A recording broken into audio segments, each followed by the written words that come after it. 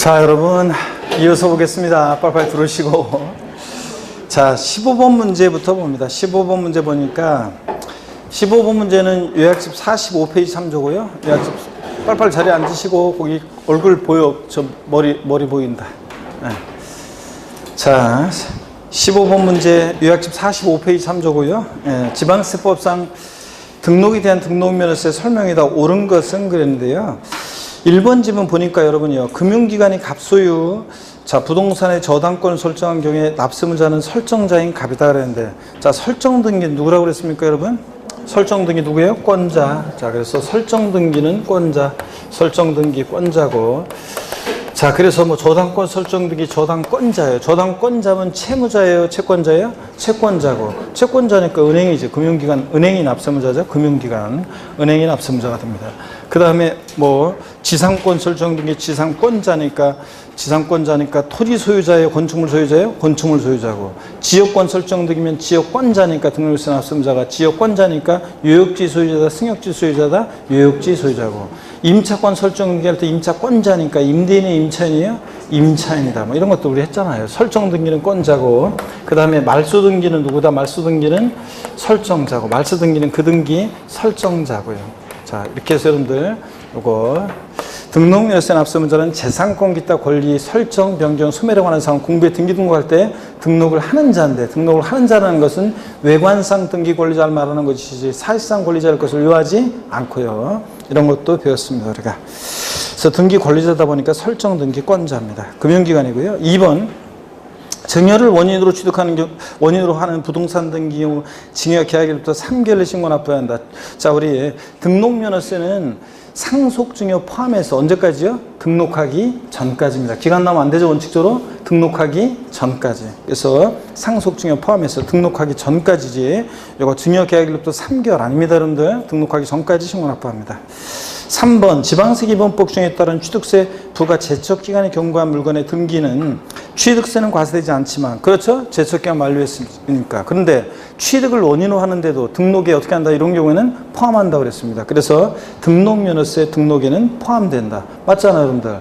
자, 우리가 그래서 올해 요거 새로 추가된 것들이잖아요. 취득세 면세점이 적용되는 경우에, 자, 취득세는 부과되지 않지만 공짜로 등록 안 해주니까 등록에는 어떻게 한다? 포함합니다. 여러분, 그래서 우리가 요약집 45페이지 보면 그런 거 있었잖아요.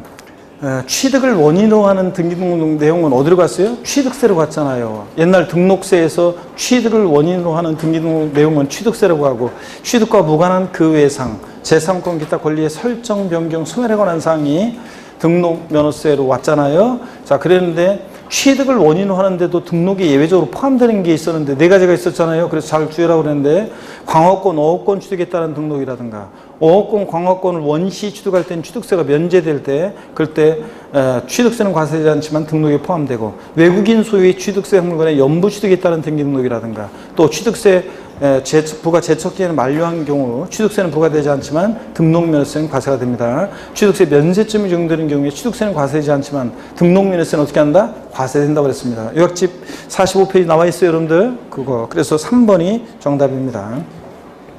4번 보니까 저당권 말소 등기하는 경우 과세 필요는 채권 금액이다. 저당권 설정이나 이전 등기가 돈 빌려주고 못 받을까 봐 하는 거니까 채권 금액이죠. 자, 그래서 저당권 설정 등기, 경매 신청 등기, 가압류, 가처분 등기, 가등기, 채권 금액 과세분하고, 그죠? 근데 말소 등기니까 얘는 뭐예요? 건당. 말소 등기, 변경 등기는 뭐다? 건당. 자, 토지 합병, 합필 등기, 또 각종의 말소 등기, 변경 등기. 자, 얘네들 말소 등기, 변경 등기 건당입니다. 5번 부동산 등기하는 경우 취득일부터 60일에 신고 납부한다. 이러면 틀리다고 그랬죠? 등록면세는 언제까지? 등록하기 전까지입니다. 기간 나면 안 되고, 등록면세는 등록하기 전까지입니다. 등록하기 전까지. 그래서 5번 틀렸습니다. 2번하고 5번 이런 것들 등록하기 전까지예요. 추가 신고 납부기 하는 만 기간 나오죠? 16번 문제 봅니다. 부동산 등기에 대한 등록면허세 과세표준과 세율에 대한 설명이다. 틀린 것은 그랬습니다. 5번 지문 보니까 요약집 47페이지 참조고, 5번 지문 요약집 47페이지 참조고, 토지 지목 변경 등의 등록면허세 금방 나왔네요. 말소 등기 변경 등기는 뭘 과세 필요한다고요? 건당. 세율은 얼마다? 6,000원. 자, 건당 6,000원이지 증가한가액 6,000원 틀렸잖아요. 취득세는 지목 변경의 경우에 취득세는 증가한가액을 과세표현해서 간주소득 의제수익이니까 증가한가액에다가 중과기준세를 특례세를 적용하고, 예? 자, 자, 등록면세는 건당 얼마다? 6,000원입니다.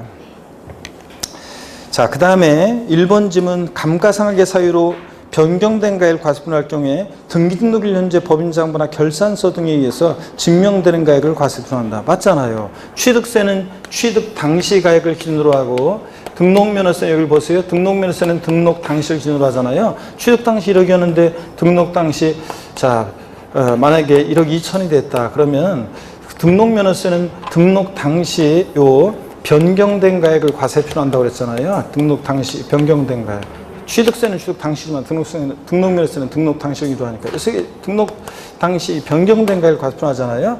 이 변경된 가액이라는 게 뭐냐? 등기등록일 현재 법인장부나 결산서 등으로 증명되는 가액을 말합니다. 그래서 등록 당시 자산 재평가 등의 사유로 가액이 변경된 경우에도 재평가 전의 가액으로 한다. X 여러분들 재평가 후에 변경된 가액 이거고. 그 다음에 2번 가등기 경우 등록면허세는 자 부동산 가액 또는 채권 금액을 과세표현한다고 그랬죠? 자, 그래서 세율은 얼마고? 1,000분의 2. 소유권 이해 걸리니까 무조건 0.2%고. 그래서 우리 소유권에 관한 등기, 가등기, 지상권 설정 등기, 등록면허세 과세표준을 꼭 얘들 머리글자를 따서 소, 가, 지 없는 애들이니까 꼭 등록면허세 과세표를 뭘로 하려고 소가지 부린다? 부동산 가액이요. 부동산 가액. 그래서 부동산 가액을 과세표현하려고. 그래서 소가지 없는 애들은 꼭 등록면허세 과세표를 부동산 가액으로 하려고 소가지 부린다. 그럴 때 가등기는 부동산 가액, 소가지 없는 애들이니까 부동산 가액인데 또는 채권 금액을 과세표준 금액으로 합니다. 또는 채권 금액. 자, 이렇게 해서 여러분들 가등기는 또는 채권 금액. 자, 그래서 2번 맞고요. 3번 봅니다. 상속으로 인한 소유권 이전 등록면허세는 외웠어요 우리가. 자, 상삼팔 무조건 뒤에 거예요. 상삼팔 등기비용만 받는 거니까 2% 플러스하면 안 되고 그냥 상삼팔. 자, 과세표준은 소가지 없는 애들이니까 부동산 가액이고 세율은 상삼팔 1,000분의 8입니다. 1,000분의 28이 아니에요. 2.8%가 아니라 그냥 등기비용만 받는 게 상삼팔. 무독립 8, 1호. 그 다음에 소유권 보존 등기는 보팔라고도 보팔. 자, 그래서 등록면허세 소유권 보존 등기 보팔. 유상으로 인한 소유권 이전 등기는 유십 20, 1,000분의 20. 그 다음에 상속으로 인한 소유권 이전 등기는 상삼팔. 자, 증여와 같은 무상취득은 무독립 8, 1호. 무조건 뒤에 거예요. 이렇게 외웠습니다. 그 다음에 4번 임차권 설정 등기 등록면허세는 임차권 설정이나 이전 등기는 월 임대차 금액이요. 임차 보증금으로 작년에 바꿔서 나왔죠. 임차 보증금 아니고 월 임대차 금액의 1,000분의 2입니다. 소유권 이해 권리들은 다 1,000분의 2고요. 5번 정답이고 17번 문제 봅니다. 자, 17번 문제 많이 틀리셨는데 17번 문제 한번 봅니다. 다음은 부동산 등기하는 경우에 17번 문제 다음은 부동산 등기하는 경우에 등록에 대한 등록면허세에 대한 내용 중 옳은 것은 그랬습니다. 1번에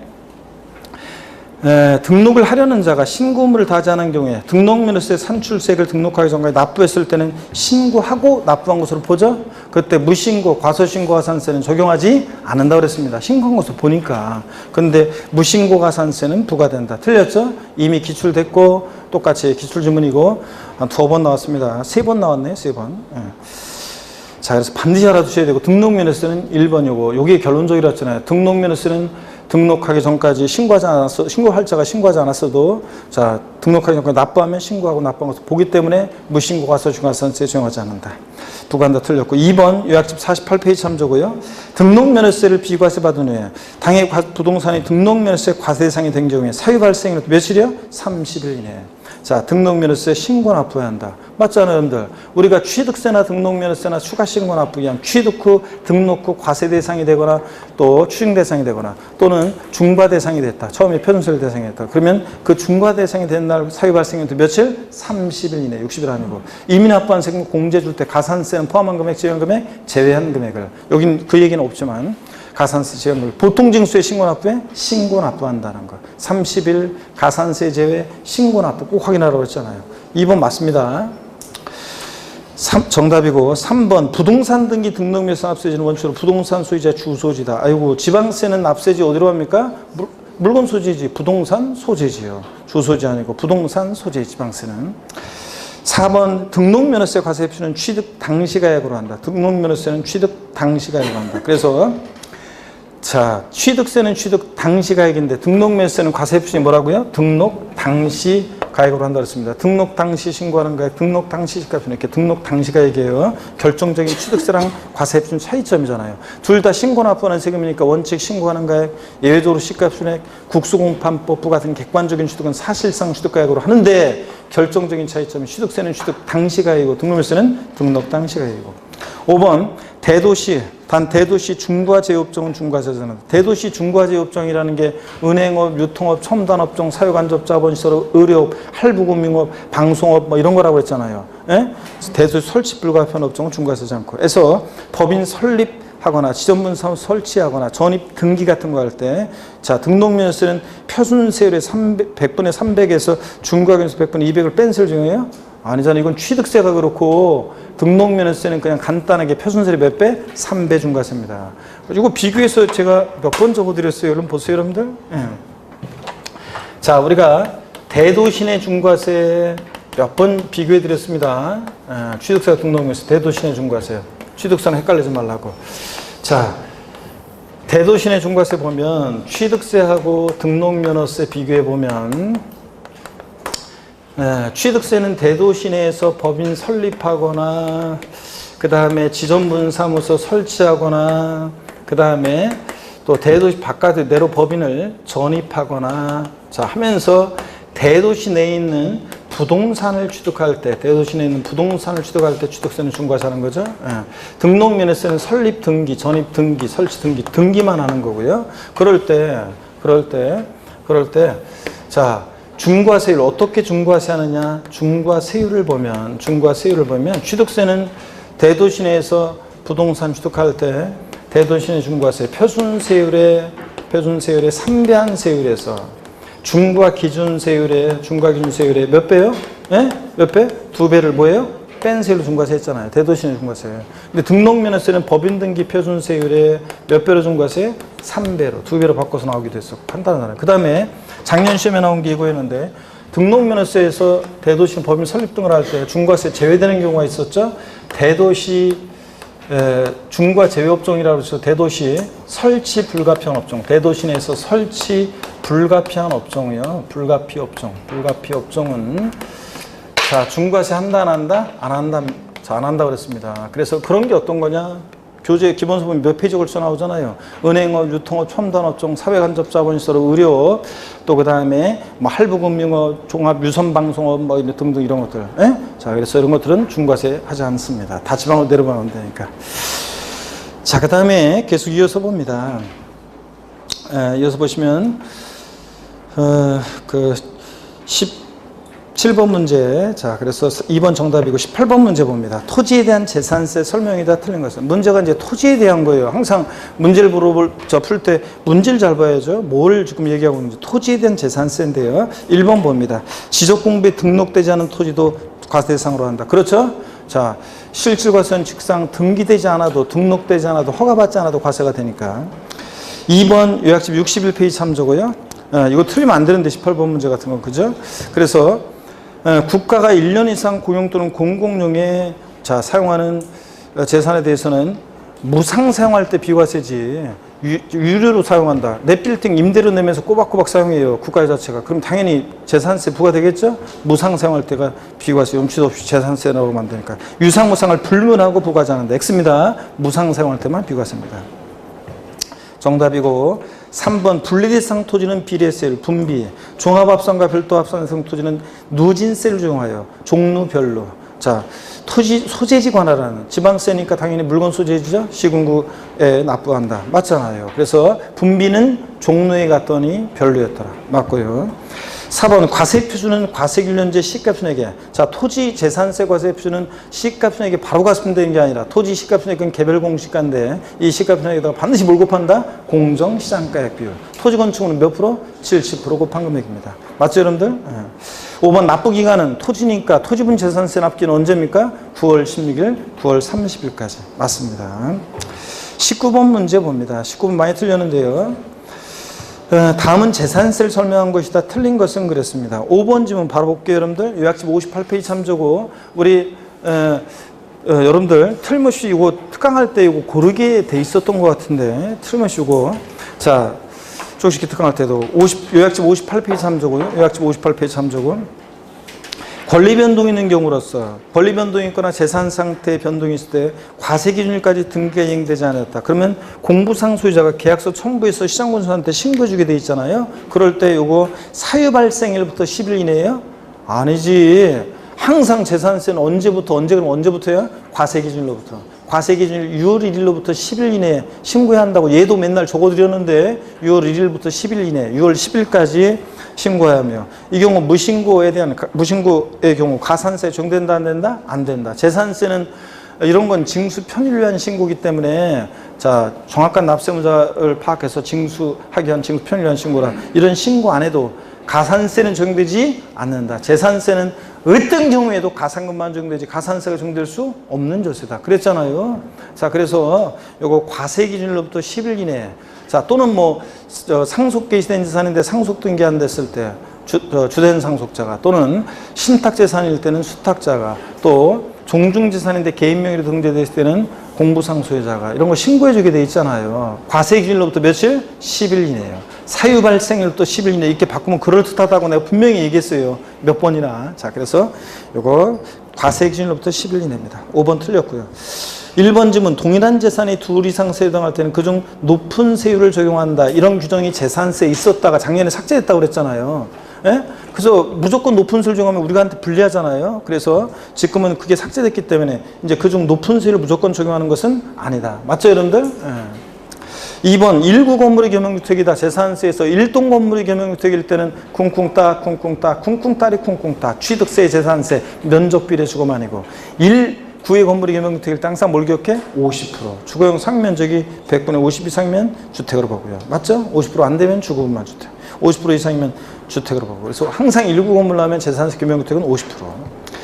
3번 재산세 세율 중에서 초과 누진 세율이 적용되는 자산은 토지와 주택에 한한다. 이걸 많이 골랐는데 맞습니다. 요거 자 어떤 거냐면 이런 거예요, 여러분. 자 여기 보세요. 재산세 우리 세율이요. 세율 구조부터 외우는데 토지는 세율 구조가 분비는 종로에 갔더니 별로였더라. 자 그래서 분비는 종로에 갔더니 별로였더라. 분리상 토지는 세율을 세분화해서 표준 세율을 007 빵이 4 비례세율이고요. 그죠? 예. 그래서 007% 어떤 게 있느냐? 그러면 농지, 목장, 예외적인 임양. 빵이 프로는 공장, 그 다음에 염전, 터미널, 읊어보세요, 여러분들. 터미널용 구경만 하지 말고. 예. 터미널용 토지. 예. 터미널용 토지. 그 다음에 부동산 투자회사 소유 토지, 각종 무슨 공사 소유 토지야. 이런 것들. 공장, 염전, 터미널 토지, 부동산 투자회사 소유 토지, 각종 공사 소유 토지. 자, 종합합산과 별도합산은 소유자별로, 종합은 종합끼리, 별도는 별도끼리 합산해가지고, 소유자별로 합산해서, 요거 3단계 초과 누진세율이 적용되고요. 네. 자, 이거였잖아요, 여러분들. 자, 하여튼 어떻든 간에 분비는 종로에 같은 별로더라. 토지의 경우 누진세 적용되죠? 그 다음에 건축물은 우리가 어떻게 외웠냐면 건축물은 건축물은 비례세 구조로 돼 있어요. 예? 그러니까 건축물은 누진세 적용되지 않고 또 세분화해서 젊은 엄마 애들 이름 불렀죠? 025, 05, 125 세요 안 오면 주거비례세요. 그죠? 025 일반 건축물, 05 시지역의 주거지역 내 또는 조례가 정하는 지역 내 공장, 시지역의 주거지역 내 공장 줄여서 125 세요 표준세율이 5배 과미력 적용 내 공장 신증설 시 공유건축물 표준세율 5배 5년간 중과세하죠. 4%는 살성산 건축물이요. 자, 그래서 025, 05, 125 세요 안 오면 주거비례세요. 이렇게 외웠고 건축물은 누진세 적용되지 않아요. 주택은 보세요. 주택은 별장과 별장 이외 주택으로 나눠서 별장과 별장 이외 주택으로 나눠서요. 별장 이외 주택으로 나눠서 별장과 별장 이외 주택으로 나눠서 별장은 몇 프로? 4% 비례세율이고 별장 이외 일반 주택은 0104 4단계 초과 누진세 의료정되고요. 4단계 초과 누진세 의료정되고 여러 개의 주택이 있어도 어떻게 하고 주택별로 소유자별 합산하지 않고 주택별로 각각. 자, 요거잖아요. 고급주택 포함이죠? 고급주택도 일반 주택과 똑같이 초과 누진세 의료고요. 자, 그래서 고급주택 포함이고. 자, 그럼 여러분 보세요, 여러분들. 고급주택 포함이고. 그러면 여기를 보세요, 여러분들. 무슨 얘기냐면 우리가 선박과 항공기 있잖아요. 선박과 항공기의 경우는 0.3% 비례세율이에요. 0.3% 요거 비례세율이고 0.3% 몰라도 되는데 1000분의 3 비례세율인데 선박 항공기는 고급 선박은 몇 프로고 다만 고급 선박은 몇 프로고 5%고 이거잖아요. 재산세 세율은 이게 전부입니다. 이렇게 해서 우리가 정리를 하는데 재산세에서 누진세율이 정되는 것은 초과 누진세율이 정되는 것은 주택하고 뭐가 그래요? 토지가 그래요. 건축물은 건비고 나머지 선박 항공기는 비례세율입니다. 아시겠습니까, 여러분? 자, 그래서 여기 재산세에서 초과 누진세율이 정되는 자산은 자, 요거 토지와 주택이 하나입니다. 건축물은 건비고 그러니까 4번 보니까 토지가액이 6억 원인 경우 세부담상은 100분의 105이다 그랬는데 토지가액이 100분의 150이요. 100분의 150다는데 맞죠, 여러분들? 자, 여러분 여기 보세요. 우리가 세부담상한선 비교해드리면 여기 봅니다. 세부담상한선 보유세부담의 급격한 증가를 막기 위해서 재산세, 지역자원시설세, 종부세 세부담상한 규정이 있어요. 저를 보세요, 여러분들. 그럴 때 세부담상한선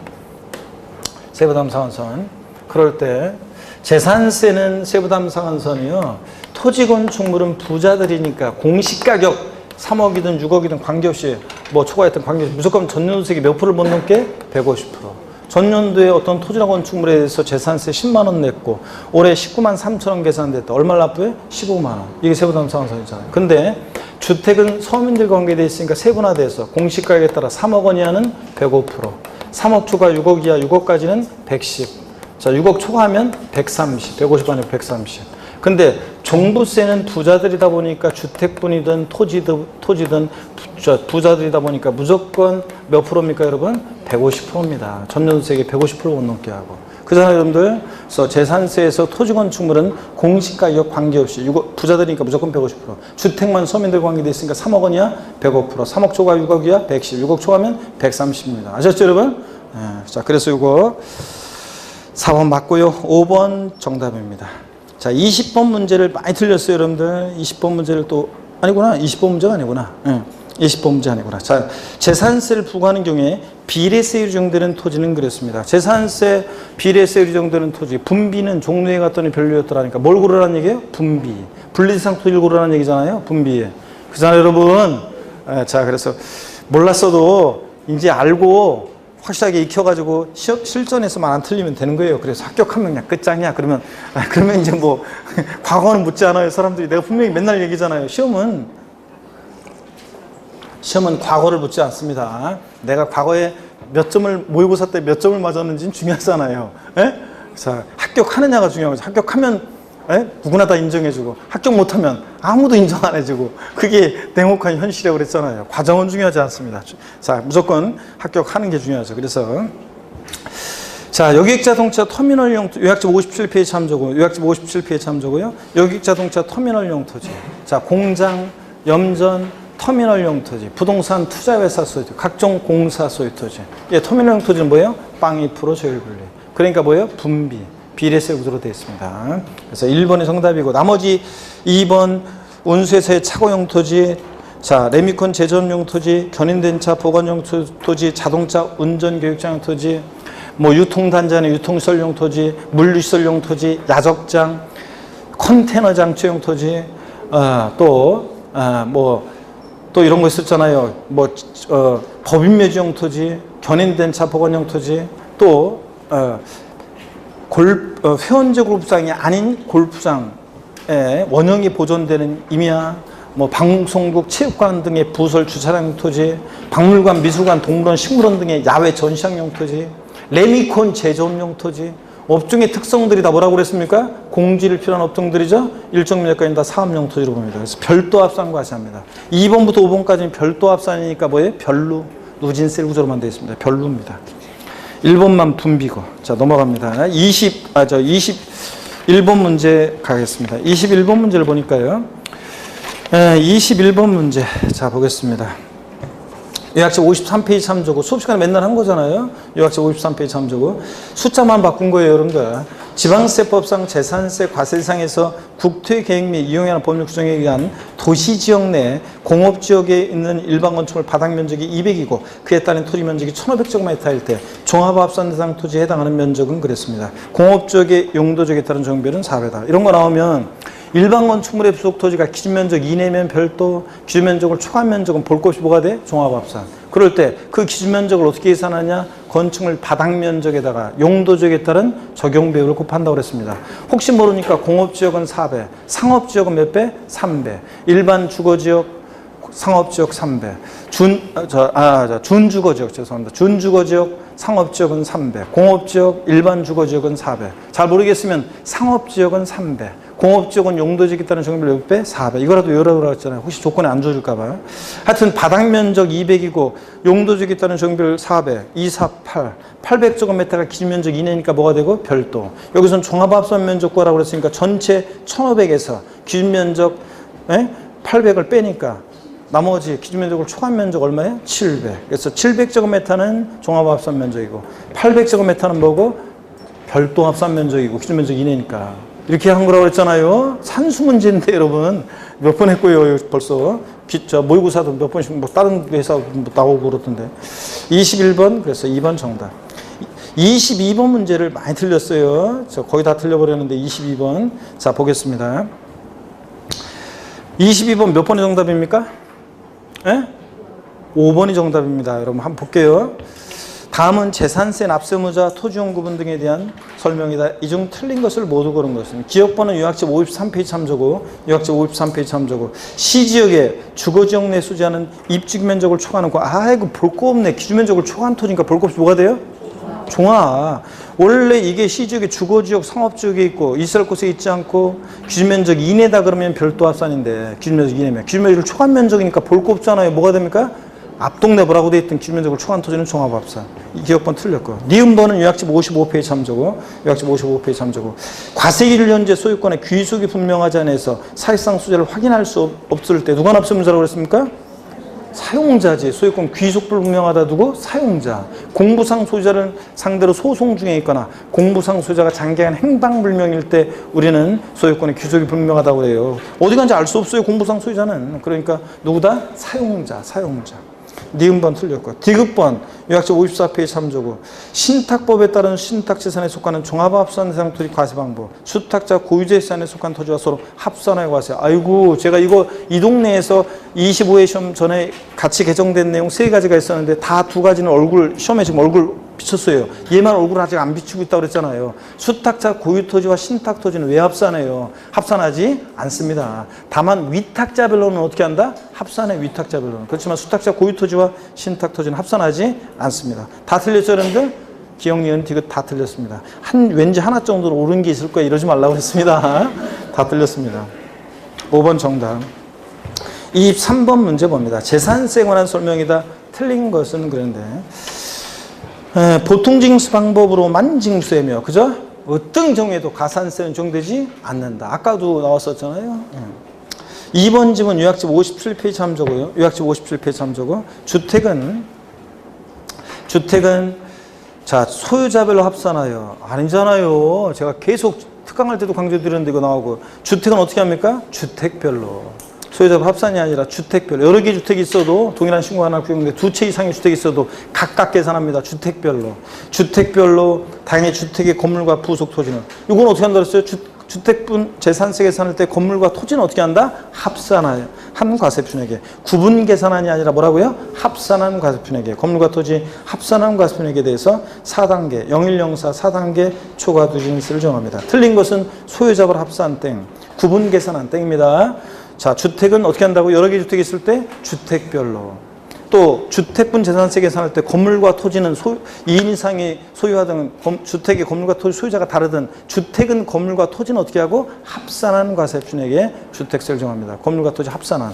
근데 여러 개 주택이 있을 때 주택은 어떻게 한다? 주택별로. 소유자로 합산이 아니라. 요거 정확히 이제 2번 질문을 통해서 자, 주택분 재산세 어떻게 계산하는지 알아줘야 됩니다. 여러 채의 주택이 있을 때는 주택별로 주택분 재산세 건물과 토지는 어떻게 하고 합산하는 과세표준 금액이에요. 항상 주택은 건물과 토지 하나로, 상가는 따로따로. 3번 지목이 묘지인 토지는 비과세한다. 그렇죠? 다만 장사 등이나 법률에 따른 법인묘지용 토지는 어떻게 하고 별도 합산 과세하고. 그 다음에 공시가격이 각각 3억 원인 건축물과 주택의 세부담 상한은 다르다. 여러분 세부담 상한선 여기를 보세요. 재산세에서 토지 건축물은 부자들이니까 무조건 공시가격 3억 원 이하더라도 무조건 몇 프로예요? 150%. 주택만 공시가격 3억 원 이하는 몇 프로? 105%. 자, 그래서 다릅니다, 여러분들. 세부담 상한선. 자, 그 다음에 5번 봅니다. 재발생인 경우에 재산세 표준세율의 50%면서 가감 적용할 수 있는데 그 가감한 세율은 언제까지만 적용해요? 당해연도, 해당 연도만 적용합니다. 다음 연도까지 땡, 5년간 땡, 해당 연도만요. 맞습니다. 그래서 2번 정답이고 24번 문제 보겠습니다. 지방세법상 재산세 납세무자 과세 표준과 세율에 관한 내용이 다 틀린 것은 그랬습니다. 5번 지문 보세요. 요약집 56페이지 참조고, 요약집 56페이지 참조고. 또 나오네. 아, 자, 요거, 자, 기출이 됐던 거고, 5번 지문은 이미 또 그리고 여러 번 또 우리가 봤습니다. 최근 특강할 때도 그렇고, 주택의 건물과 부속토지 소재가 다를 경우에 그 주택에 대한 산출세를 건축물과 부속토지 면적별로 나누어요? 아니라고 그랬잖아요. 시가편액별로 나눠서.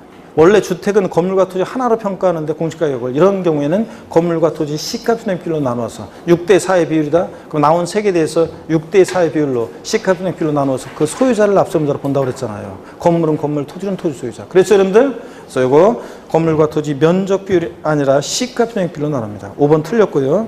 1번 토지 건축물 주택에 대한 재산세 과세 표준은 과세균련제 시가편액에다가 반드시 토지 건축물 주택은 뭘 곱해? 과세표준 결정 시 공정시장가액 비율. 토지 건축물은 70, 주택은 별장이든 고급주택이든 단독주택이든 뭐 무슨 주택이든 60% 곱한 금액으로 합니다.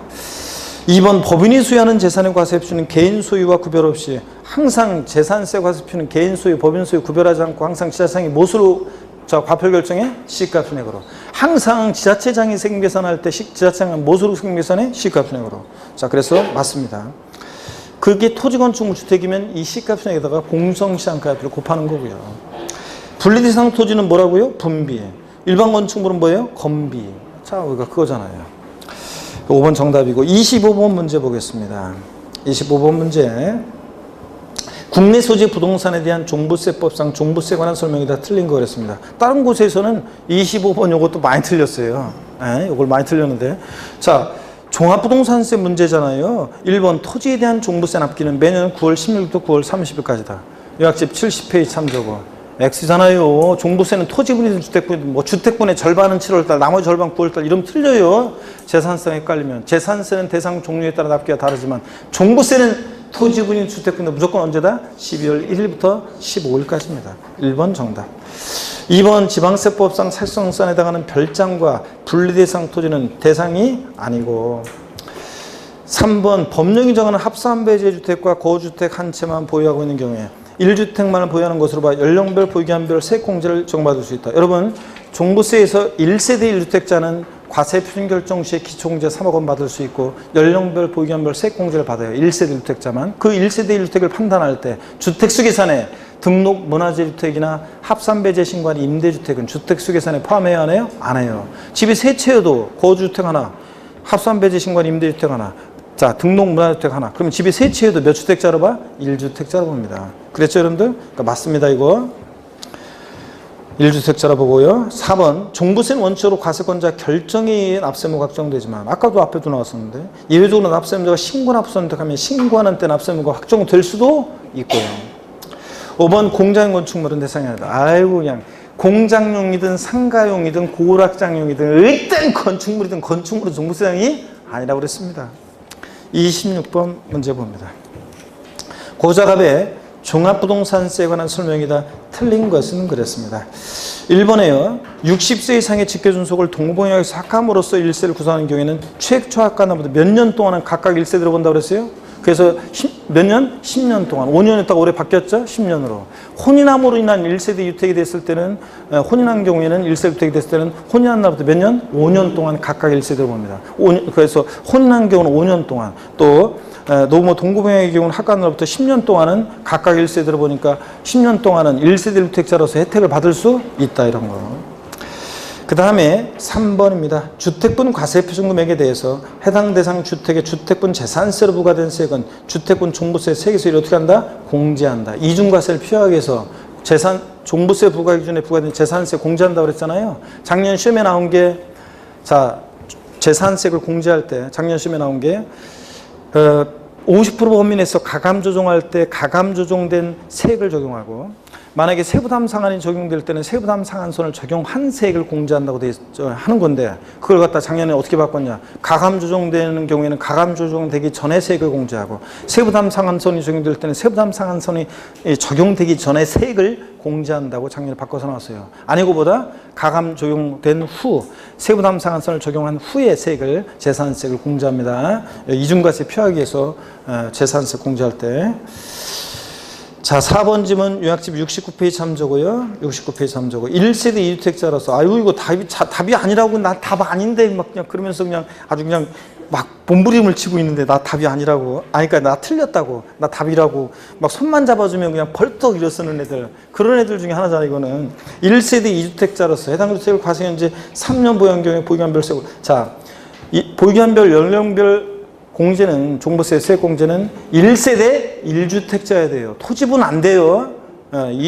종합합산대상 토지분 어쩌고 저쩌고. 토지가 안 돼요. 1세대 2주택가 안 돼요. 1세대 1주택자여야 되고. 또 보유기한별 공제는 몇 년 이상 보여야 돼? 5년 이상 보여야죠. 5년 이상. 5년 이상 10년 미만이면 산출세액 20%. 10년 이상이면 40%. 보유기한별 공제. 연령별 공제는 만 60세 이상, 1세 주택자로서 만 60세 이상, 65세 미만은 산출세액 10%, 65세 이상, 70세 미만 20%, 70세 이상 30%. 이거지. 그죠? 잘 봐야 돼요. 1세대 1주택자고 또 5년 보여야 됩니다.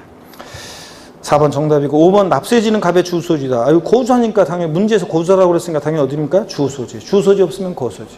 자, 부동산 소지 아닙니다. 고소할 때는 주소지. 27번. 종부세법상 종부세 납세무자로서 옳은 것은, 자, 그랬습니다. 모두 과세기일 6월일 현재 재산세 납세무자이다. 자, 1번부터 봅니다. 공시가격이 각각 5억 원과 3억 원의 주택을 각자가 소유하고 있는 고자와 그 배우자. 여러분, 종부세는 부부도 어떻게 합니까? 개인별 합산입니다. 따로따로 개인별 합산이에요. 주택부는 납세무자가 각각 개인별로 얼마를 초과해야 돼? 6억 원 초과해, 6억 원 초과해야 돼, 여러분들. 지금 요번에 이제 하긴 나는 이런 거를 하면서 약간 딜레마가 있긴 있어요. 뭐냐면, 근데 합법적인 절세니까, 뭐냐면 딜레마가 있는 게, 사람들한테 어떻게 하면 세금을 적게 내는 거를 알려주잖아요. 어떻게 하면 적게 내고 안 내야 되는지, 그런 거를 막 알려주려고 노력하잖아요. 그런데 사실은 제 양심에 좀 반해요. 있는 사람들은 노블레스 오블리주, 종부세 대상자가 돼? 그런 사람들은 좀 내야 돼, 세금을. 그 사람들? 아이고, 광명 시민 중에서도, 광명 시민, 요새 많이 가격이 올랐지만, 그래도 아직까지는 그 공시가격이 현실화 안 돼가지고 시세를 공시가격에 못 따라가잖아요. 그러다 보니까, 좀 약간 좀 세법 모르는 사람들, 그리고 남자들 중에서 고지식한 사람들은 자기 명의로 집 2채 무조건 해놓고 있다가 집 살 때마다 자기 명의로 해. 그랬다가 종부세를 내. 자기 부부랑 공동 명의로 하거나, 이거는 A주택은 내 명의, B주택 사는 거는 자기 배우자 명의로 해놨으면, 그래서 명의를 그렇게 해놨으면 종부세 안 내도 되는데, 그런데도 바보처럼 그냥 어디 내 집인데 내가 돈 버는, 자기 명의는 꼭 2채 해놔가지고 종부세 대상자가 되는 사람도 있습니다. 그 사람들? 아이고, 하여튼. 그런 사람들은 어쩔 수 없고, 어떤 간에 근데, 하여튼, 개인별로, 명의만, 이렇게, 광명시 같은 경우에는 대부분의 주택들이 명의만 이렇게 세대원 간에 분산을 해놓으면 거의 종부세 대상자가 되지 않는 경우가 대부분일 겁니다, 여기에. 자, 그런데 만약에 광명 시민 중에서도 종부세 대상자가 됐다. 그럼 광명 시민 중에서 종부세 내는 사람 몇 사람이나 된다고 어깨 펴고 다니면서 난 종부세 내는 사람인데 이러면서 다녀야지. 그죠? 자랑스럽게 그리고 세금 내고 이렇게 하십시오, 여러분들. 너무 억울하게 생각하지 말고. 아무나 못 내는 세금이에요. 광명 시민 중에서도. 그러니까 그런데 저는 항상 그러면서도 세금을 안 내는 방법을 알려주는데 어떻게 간에 당연히 개인별 과세죠, 여러분들. 그러니까 세대원 간의 소유를 분산해야 한다는 거죠. 개인별 과세니까 개인별로 따지니까 저거 합쳐서 그러니까 한 사람 명의로 돼 있었으면 요거 종부세 부과 대상자가 됐잖아요. 주택물 얼마? 공시가요? 6억 초과하는자니까 8억이니 값이면. 근데 개인별로 과세하니까 종부세 납세자가 되지 않습니다. 2번 공시가격이 70억 원인 상가 토지 기준면적 이내. 토지 나오면 반드시 종부세에서는 토지 유형부터 구분해 놔야 돼. 얘는 어느 형의 토지예요? 상가 토지가 기준면적 이내면 얘 뭐냐고, 토지형이. 분리별도 종합 중에서 뭐예요? 별도 합산이니까 종부세 납세자는 공시가 판금액이 얼마 초과하는 자예요? 80억 초과합니다. 상가 토지가 단위가 거의 80억 초과. 초과 안 했으니까 납세자가 아닙니다. 법인도 종부세 납세자가 될 수 있어요. 근데 80억 초과하지 않았으니까 납세자가 아닌 거고.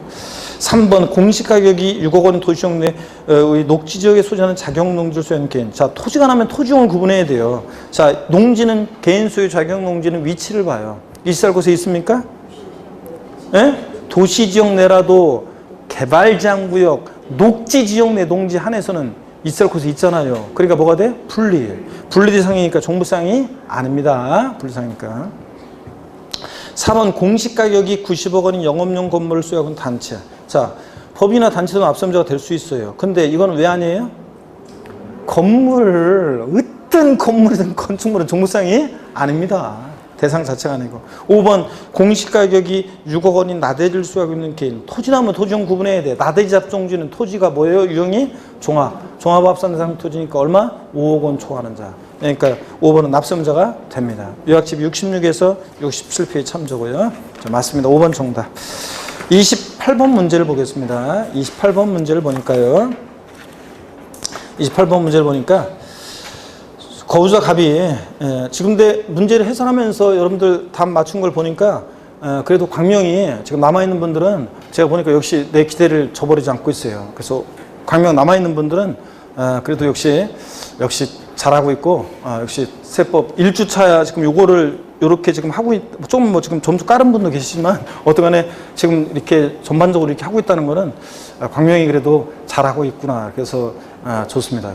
그래서 똑같은 강의로 배웠는데 특강 안 하고 거긴 특강을 안 했죠. 특강 안 하고 봐서 그렇죠. 그래서 뭐 48점 나왔는데 거기는 똑같이 1년 동안 나한테 배웠는데 48점 평균. 진짜 정말. 근데 여러분 맞추는 문제 이렇게 지금 퍼센트라든가 맞추는 비율이라든가 고르는 걸 이렇게 보니까 저 훑어보니까 그래도 저 광명이 역시 잘하고 있고 여기 계신 분들은 뭐 세법 실전 가시면은 이렇게 공부했던 거 복습을 잘 하고 가시면 무난히 잘 해내리라 믿습니다, 여러분들. 자, 계속 보면 28번 문제죠. 거주자 갑이 2018년도에 부동산을 양도 또는 임대하는 경우에 소득세에 관한 설명이다. 종합 문제예요. 자, 그럴 때 1번 증여로 취득한 자산을 양도하는 경우 증여 받은 날을 취득시로 한다. 증여로 취득한 자산은 증여 받은 날. 맞잖아요. 취득세에서는 증여 계약일, 양도세에서는 증여 받은 날. 2번 1세대 2주택 이상 다주택자가 먼저 양도하는 주택, 조정 대상 지역 외의 지역의 소재. 올해 주택 양도 나오면 주택 양도에 대한 양도세 나오면 반드시 조정 지역 대상 지역 내 주택을 양도하는지 조정 대상 지역 외의 주택을 양도하는지 잘 봐야 돼요, 여러분들. 자, 그래서 조정 대상 지역 외의 지역에 소재하는 주택이니까 1세대 2주택이든 100주택이든 장려제 받을 수 있다고 그랬습니다. 조정 대상 지역 내 주택이 2주택 이상 다주택자가 장려제 배제되는 거지. 그러면서 고개 끄덕이는 사람들은 왜 그래? 내가 한 10번 이상을 얘기했는데. 자, 그래서 2번 요거 맞습니다. 다주택도 조정대상 지역 외니까. 3번 국외 소지하는 주택이라면 주택수 관계없이 주택 임대로 인한 소득세 과세한다. 주택 임대, 임대 상업소득, 부동산 임대업에서는 일개 소유하는 자의 주택 임대소득을 비과세하지만 고가주택이라든가 국외소주택은 주택수 관계없이 어떻게 한다? 과세한다고 그랬잖아요. 맞습니다. 4번 미등기 자산, 법령이 정하는 자산 제외, 즉 등기 의지하는 경우를 제외하고 미등기 양도하는 자산은 장기 보유등재, 기본공제 다 배제되죠. 그리고 비과세 감면 배제되고 최고세율 70% 적용하고 다만 미등기 양도하더라도 필요경비 계산 공제는 적용받을 수 있고요. 이런 것들. 5번 만약 상속받은 경우라면 양도세 세를 적용하는 경우에 보유하는 상속계시로부터 양도를 가져간다. 요약책 96페이지 참조고 96페이지 3조고. 특강할 때 분명히 이거 여러분들 문제로도 나왔었어요. 상속받은 자산은 보유한 기산점이 다 상속 개시로부터예요. 장기분 재정시든 비과세 판단할 때든 다. 근데 어느 경우만 세율 적용 시에만 상속 개시라는 어느 때부터 비상속인 취득 하나부터 보유한 기산한다고 그랬잖아요. 상속인이 보유한 기간이 6개월. 자, 피상속인이 보유한 기간이 2년. 그러면 상속받은 자산의 세율 적용 시는 몇 년 보유로 따져요? 2년 6개월. 이런 식으로 한다고 그랬잖아요. 자, 그래서 피상속인이 취득한 날부터 보유한 기산합니다. 그래서 상속 개시부터 틀렸고요. 요약집 96페이지 참조였고. 29번. 다음은 소득세법상 29번 문제예요. 다음은 소득세법상 거주자가 국내 소재 부동산을 임대하여 발생하는 소득에 대한 설명이다. 이 중 틀린 것은 그랬습니다. 자, 부동산 임대업에 대한 건데 1번 지문 요약집 106페이지 3조고 1번 지문 요약집 106페이지 3조고요. 계속 강조드렸습니다, 여러분들. 자, 그래서 공익사업과 관련된 지상권 대여소득은 이거 우리가 부동산 임대업은 부동산 또는 부동산 상해 권리 대여로 인한 소득인데 부동산의 미등기 부동산 대여소득 포함하고 부동산 상해 권리에는 자 전세권이나 임차권 대여소득 자신의 부동산을 타인에게 담보로 정하고 사용대가 받을 때 이런 거 물상보증인 다 이런 거 임대소득입니다. 근데 지상권과 지역권이 올해 개정이 됐죠? 작년까지는 지상권, 지역권 대여소득은 뭐였어요?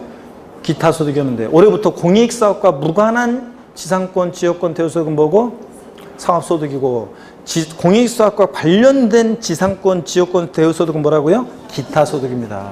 자, 그래서 1번 요거 특강할 때도 그렇고 계속 강조드렸습니다. 공익사업과 관련된 지상권, 지역권 대여소득은 뭐라고요? 기타 소득입니다. 기타 소득. 공익사업과 무관한 지상권, 지역권 대여소득이 뭐고? 사업소득이고. 아이고 여러 번 적어드렸는데 또 한 번 적어드려야 되겠네, 여러분들. 그래서 부동산 임대업에서 지상권, 자 지역권, 요거 지상권이나 지역권 대여소득은요. 요 대여소득은 자 공익사업과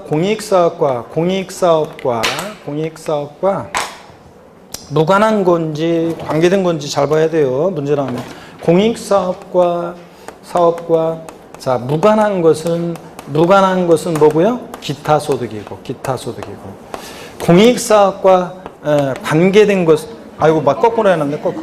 거꾸로 공익사업과 무관한 것은 뭐고요? 사업소득이고 알았어요. 아 역시 사업소득이고 그 다음에 공익사업과 관련된 것은 자 요거 보고요. 기타 소득이고 올해 2018년도 개정세법이라 상식처럼 알아두라고 그랬습니다, 여러분들. 그 다음에 뭐 요약집에 보면은 뭐 임차권, 부동산 임차권 같은 거, 전세권이나 부동산 임차권 같은 거, 요거 대여했을 때 요것은 뭐고요?